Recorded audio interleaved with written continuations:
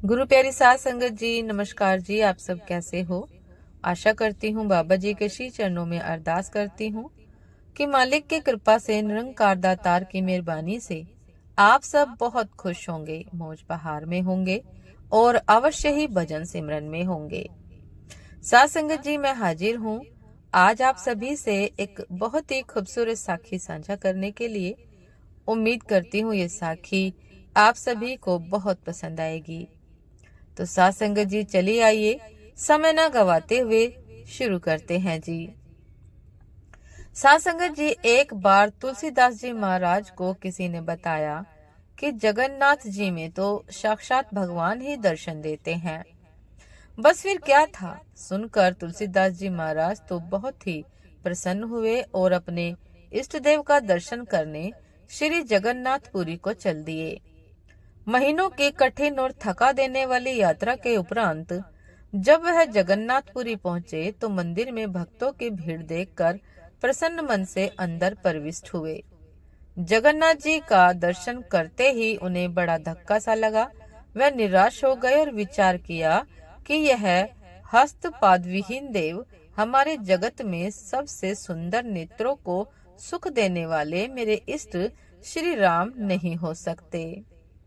इस प्रकार दुखी मन से बाहर निकलकर दूर एक वृक्ष के तले बैठ गए। सोचा कि इतनी दूर आना व्यर्थ हुआ। क्या गोलाकार नेत्रों वाला हस्तपाद विहीन दारूदेव मेरा राम हो सकता है? कदापि नहीं। रात्रि हो गई। थके मांदे भूखे प्यासे तुलसी का अंग टूट रहा था। अचानक एक आहट हुई। वे ध्यान से सुनने लगे। अरे बाबा, तुलसीदास कौन है? एक बालक हाथों में थाली लिए पुकार रहा था।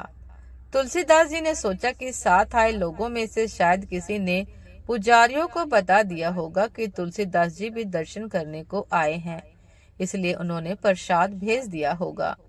वे उठते हुए बोले कि हाँ भाई, मैं ही हूँ तुलसीदास। बालक ने कहा, अरे आप यहाँ हैं, मैं बड़ी देर से आपको खोज रहा हूँ। बालक ने कहा कि लीजिए, जगन्नाथ जी ने आपके लिए प्रसाद भेजा है। तुलसीदास बोले, भैया कृपा करके इसे वापस ले जाएं।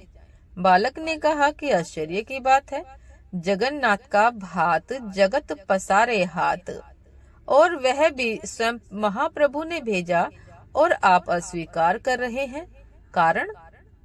तुलसीदास जी बोले कि अरे भाई, मैं बिना अपने इष्ट को भोग लगाए कुछ ग्रहण नहीं करता। फिर यह जगन्नाथ का झूठा प्रसाद जिसे मैं अपने इष्ट को समर्पित न कर सकूं, यह मेरे किस काम का? बालक ने मुस्कुराते हुए कहा, अरे बाबा, आपके इष्ट ने ही तो भेजा है। तुलसीदास बोले कि यह हस्तपाद विहीन दारू मूर्ति मेरा इष्ट नहीं हो सकता।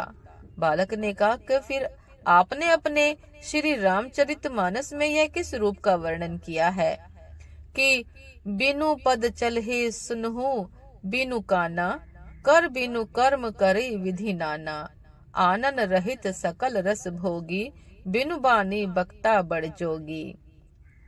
अब तुलसीदास की भाव भंगिमा देखने लायक थी।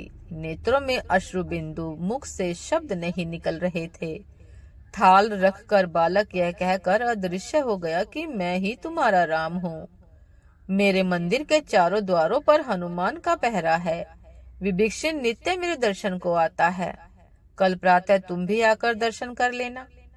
तुलसीदास जी की स्थिति ऐसी कि रोमावली रोमांचित थी, रोम रोम रोमांचित था। नेत्रों से अस्त्र अविरल बह रहे थे, नेत्रों से आंसू बह रहे थे और शरीर की कोई सुध ही नहीं। उन्होंने बड़े ही प्रेम से प्रसाद ग्रहण किया। प्रातः मंदिर में जब तुलसीदास जी महाराज दर्शन करने के लिए गए, तब उन्हें जगन्नाथ, बलभद्र और सुभद्रा के स्थान पर श्री राम, लक्ष्मण एवं जानकी के भव्य दर्शन हुए। भगवान ने भक्त की इच्छा पूरी की।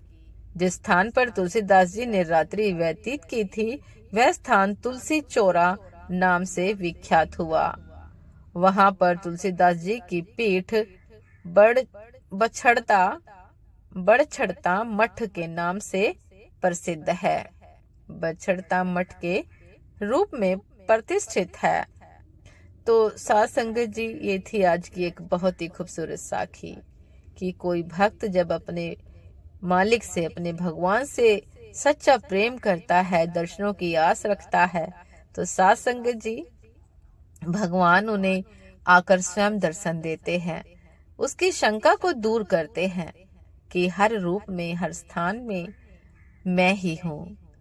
उम्मीद करती हूँ साध संगत जी की ये साखी आप सभी को बहुत पसंद आई होगी। यदि पसंद आई हो साध संगत जी तो लाइक, कमेंट, शेयर करना ना भूलिएगा। चैनल पर जो भी नए हैं कृपा करके सब्सक्राइब कर लीजिएगा ताकि चैनल पर मिलने वाली सभी शब्द साखियों की अपडेट आप सभी को समय पर मिलती रहे। साथ संगत जी, आप हमें इंस्टाग्राम पर भी फॉलो कर सकते हैं। इंस्टाग्राम का लिंक डिस्क्रिप्शन बॉक्स में दिया गया है। तो साथ संगत जी, दासी को अभी आज्ञा दीजिए।